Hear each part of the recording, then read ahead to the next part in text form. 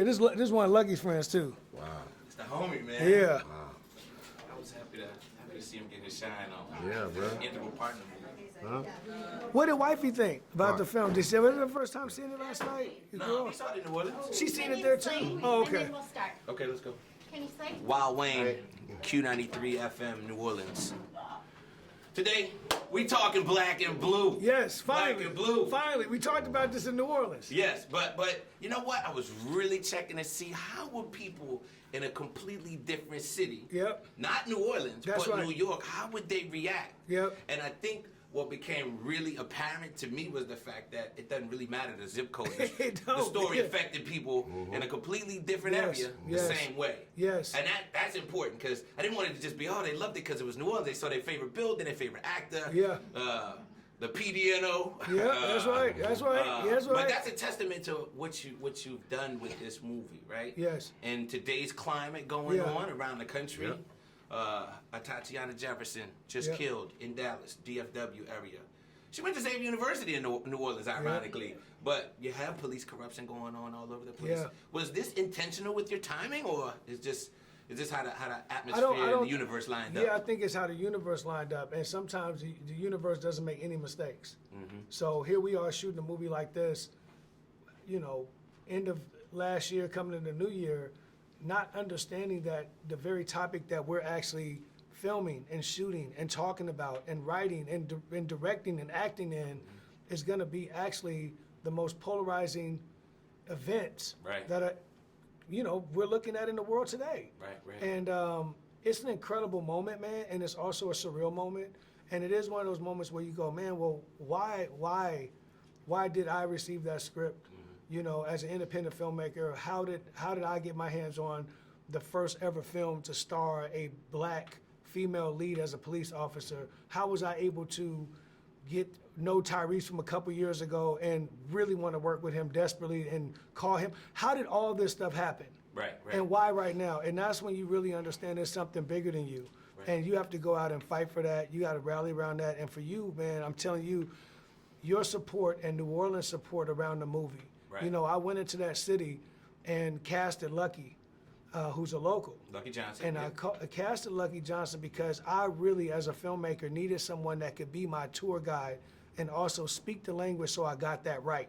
You know what I mean? Right. And Tyrese got it right too. Oh, I was did like, he ever get it I hope right? he gets the He got it. accent right. Yeah, he right? got it right. But I think less was more actually. That's you right. know? That's right. It came out to be very authentic. How did you feel playing this? Because you were very vulnerable in this movie. Did it just become acting, or was it a little No. personal? I mean, I grew up in Watts, South Central LA. So Watts, before I came along, whenever I would tell people in the beginning of my career I was from Watts, they would always say the Watts riots Right. of 1965. I was born in Martin Luther King Hospital. Martin Luther King physically was in Watts trying to ease the friction and tension and rioting between police, racism, excessive force, and black people living in poverty in the ghettos in the inner city. Right. I was born in the belly of the beast, so I'm carrying a very different torch. And growing up within the tension of Crips and Bloods and real street shit that's like for real every day, Right. I just had to reactivate what I already know. Firsthand. And so the idea that we shot in New Orleans, coming off of all the corruption post and, previous and post Katrina, and the vulnerabilities, there's a certain smell to New Orleans. There's a certain vulnerability to New Orleans. It's vibrations. Certain It's vibrations in the That's city. right. I got there 2 weeks before we started filming because I wanted to tap in. I wanted my mind to arrive in a place because I knew that I was going to be the voice of Eric Garner and Tamir Rice, and Mrs. Jefferson. Miss Jefferson that we just lost out of Dallas. Right. And so, yeah, it's this is a movie. What's been interesting is to see how many police officers are hitting me on Instagram and Twitter talking about how excited they are about seeing Yeah, the movie. it's been really cool Okay. to see that. Then you got some police officers that's got a problem with it. I'm like, well, you know, if you got a problem with it, you know some shit that you ain't been willing to speak on. Or Right, maybe right, you right. are the problem. Know that you- something, say something. Yeah, maybe Right. you are the problem that you don't want people to speak on. Truth. So, you know, the truth is uncomfortable.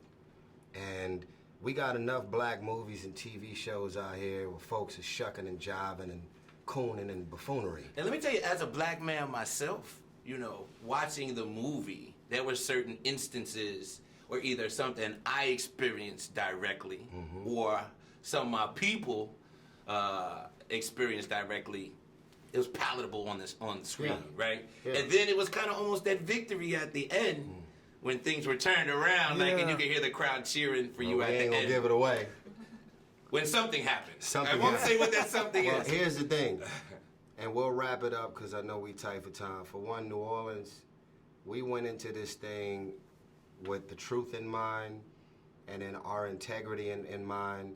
And if anybody's at the house that may be crazy enough to try and harm a police officer because of what we did in this movie, we just want to make it known for anybody that's crazy.